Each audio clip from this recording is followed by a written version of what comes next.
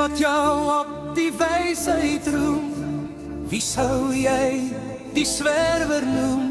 Die een wat sonder afskeid ry, of sy wat eensaam agterbly, of wie?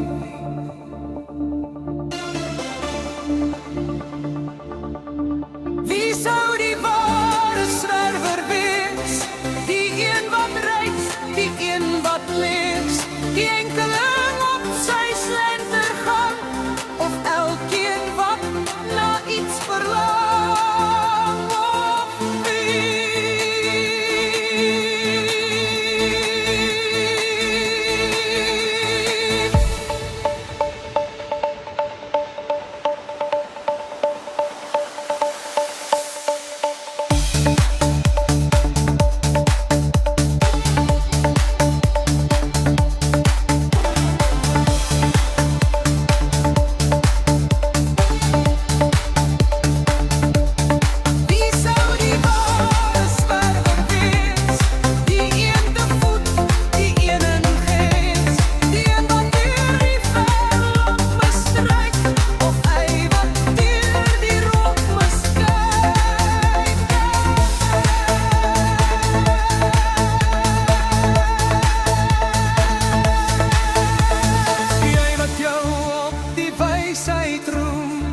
Wie sou jy die zwerver noem?